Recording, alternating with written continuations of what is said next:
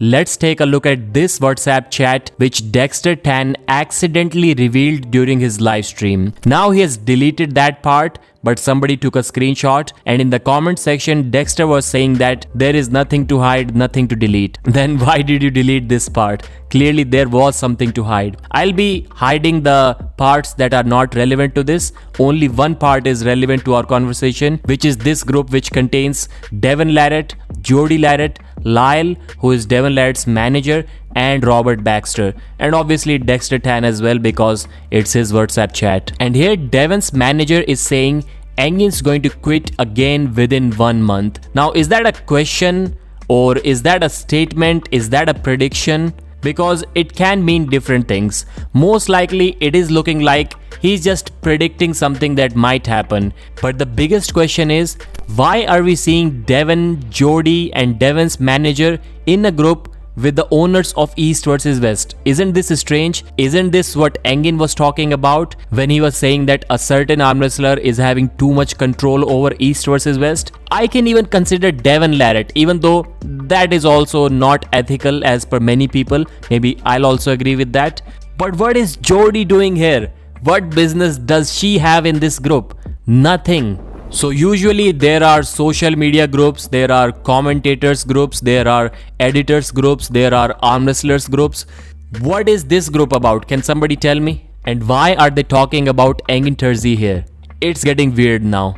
There's a narrative going around out there that we're going to change the rules and all that. That's a bunch of bullshit, okay?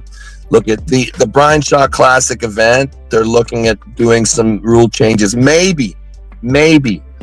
That would be awesome if it was the truth.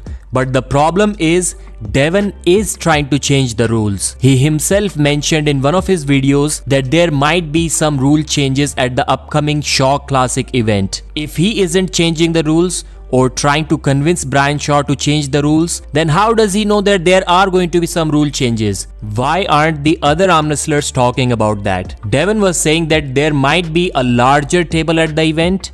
Who gets benefited the most from a larger table? Large arm wrestlers. Who is a large arm wrestler? Brian Shaw and also Devin Larratt. There might be larger pads as well. They have already increased the elbow pad by 1 centimeter on all 4 sides. How much more do we want? Who talks about having complete freedom on the arm wrestling table? Basically freedom style arm wrestling, where you can move your elbow wherever you want. Devin Larratt does that. So who gets benefited from larger pads? Devin does. There might be some lower pin pads as well at the Shaw Classic event as per Devin. Who gets benefited from lower pin pads? Basically everyone who is about to lose, but the Kings movers get benefited more than anyone else because they can Kings move with a fully straight arm and they are still not pinned. Basically just like the Toddzilla versus Devin super match where Devin's entire forearm was on the elbow pad, his arm was so low and yet somehow he was not pinned. So who gets benefited the most from this change too? It's Devin Larratt again. Then he also said that there might be more opportunity given to the athletes to take their grip. Who always talks about negotiating the best grip that you can possibly get, even if it comes at the cost of giving your opponent a far inferior grip, basically almost cheating in the setup. Devin says that. So who gets benefited the most from this rule change? Devin does. And then the final possible rule change was running fouls.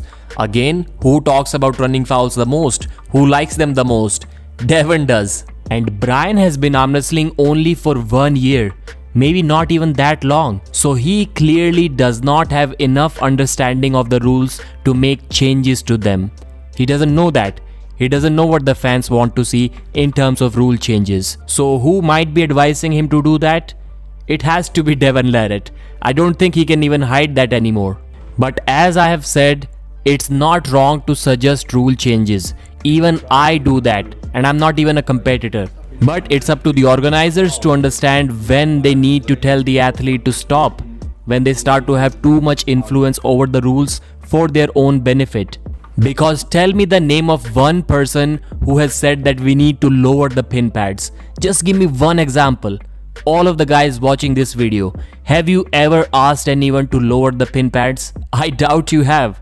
So who is doing that? Of course it has to be Devon. But I must mention a couple of things here.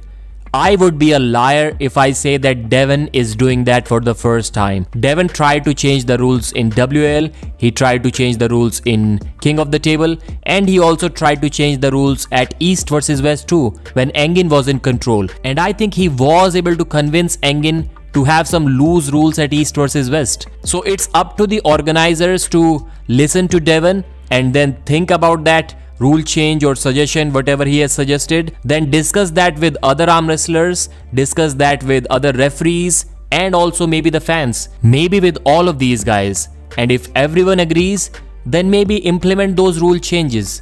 But if they don't, then don't change anything. But Engin's problem with Devon here is that Robert Baxter gets some info from Devon and he straight away tries to implement it without thinking about it too much, without discussing that with anyone else. He thinks that it is basically Devon Larratt who is controlling the league and not Robert Baxter. Engin was saying that both of the arm wrestling events were supposed to happen. First, the 2nd of August Azerbaijan event, and then 15th of August Colorado Brian Shaw event. He's saying that the venue was available even before the Chicago East vs West event.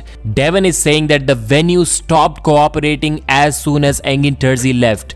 They started saying that they would speak only with Engin and no one else. That's why the venue was cancelled. That's why they started looking for alternatives. And I've said this before as well. Even if Engin is not trying to convince all of these guys to leave East vs West, the venue guys, the arm wrestlers, everyone. And yet if they keep on saying that we are not doing this because of Engin, we are going to do only with Engin, and the arm wrestlers are saying we are going to go where Engin is going, we are quitting because Engin has quit, then of course everyone is going to say that it is because of Engin. Engin is trying to convince these guys to leave East vs West. If they have so much faith and respect for Engin, then I think he must take accountability for whatever they are saying, especially when they are taking Engin's name as a reason why they are doing that. And also Devon was saying that the reason why that secret meeting at East vs West was held was because the athletes were being convinced by Engin to leave East vs West. Anyways, Engin is still positive that Robert Baxter is trying to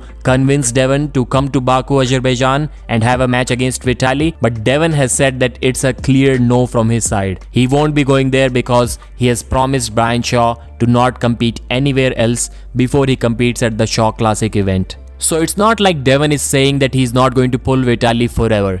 He just has a problem with this particular event. And initially the problem which we thought was between Robert Baxter and Engin, it's not like that. It's between Devon and Engin. Anyways, back to what Devon was saying. I will pull Vitali under East vs West rules. I'm not suggesting anything otherwise. I want to pull Vitali where Vitali is happy. I don't want to change the rules so I can sneak in a win on Vitali. I want to beat Vitali in a way that makes him happy.